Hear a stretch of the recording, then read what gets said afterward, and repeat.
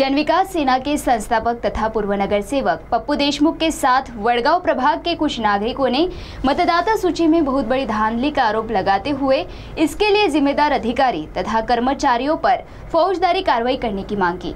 तो ये सुनते हैं इस संदर्भ में पप्पू देशमुख के साथ नागरिकों ने क्या आरोप किया।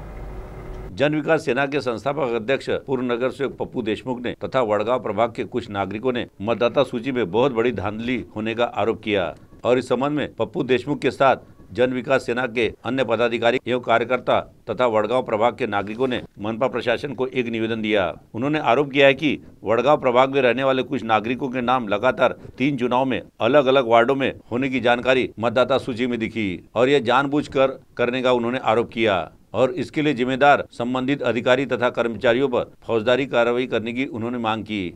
तो आइए सुनते हैं इसके संबंध में पप्पू देशमुख के साथ कुछ नागरिकों ने आरोप करते हुए क्या कहा स्वयं उन्हीं की जुबानी। माझ्या सोबत जे मतदार आले 2012, 17 आणि 25 आता प्रसिद्ध झालेल्या प्रारूप यादीमध्ये सतत ते राहतात एका प्रभागात व त्यांचं नाव येते दुसऱ्या प्रभागात। 12 मध्ये सिव्हिल प्रभागात आणि 17 मध्ये आणि आता 25 मध्ये ते राहतात वडगाव प्रभागात। ते आमचे कट्टर समर्थक मतदार आहे, 200 ची संख्या आहे जवळपास आणि नाव त्यांचं नगीनाव प्रभागात आलं। ही सतत 3 निवडणुकीपासून ही चूक होत आहे आणि याची माहिती द्यायला आम्ही आलो। पूर्ण वडगाव प्रभागाच्या यादीमध्ये वृंदावन नगरची नावं आहेत, राष्ट्रवादी नगरची नावं आहेत, असं लिहूनच आहे। त्याच्यामध्ये समोर जे पत्र लावले आहे त्यांनी 2 त्याच्यामध्ये आणि सिद्धार्थ हॉटेलच्या मागचं नाव आहे, जटपुरा प्रभागातलं नाव आहे, नगीनाव प्रभागातलं नाव आहे।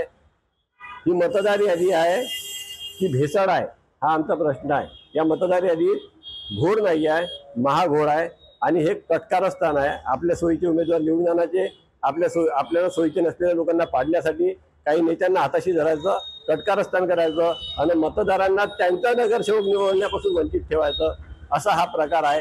आणि आता आम्ही जेव्हा अतिरिक्त आयुक्त साहेबांसोबत बोलत होतो, आयुक्त मॅडम, अतिरिक्त आयुक्त असो किंवा कोणते अधिकारी असो, यांची भाषा एकसारखी झाली आहे, यांना माज आला आहे।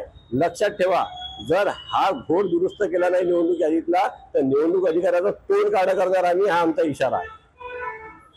मी वडगाव प्रभागात राहते आणि माझं नाव आलंय नगीनाबाग प्रभागात। त्याच्यामुळे मला आता हे सहनच नाही होत आहे आम्हाला। आम्ही सगळे नागरिक इथे आहोत आणि त्या प्रभागात आमचे पप्पूभाऊ देशमुख आहे, ते आमचे नगरसेवक होते। याही आधी आम्ही त्यांना वोट देऊ शकलो नाही, याच्या आधी 2012 मध्येही नाही देऊ शकलो आणि आता 2025 मध्येही हीच परिस्थिती पुन्हा निर्माण झालेली आहे। त्यामुळे आम्हाला हे सगळं जो घोळ आहे हा का झाला, हा मुद्दाम केला आहे का की याची चौकशी करावीच सगळ्यांनी, प्रशासनाने। आम्ही दुसऱ्या प्रभागाच्या नगरसेवकाला का म्हणून निवडून द्यावे? तो प्रभागाचा नगरसेवक आमचे काम करेल का?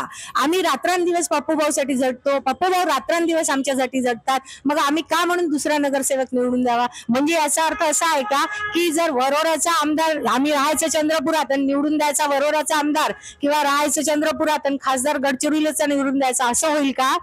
असं शक्य नाही आहे। याची चौकशी केलीच पाहिजे, झालीच पाहिजे। CTV के लिए हमारे प्रतिनिधि वैभव यारकर की रिपोर्ट।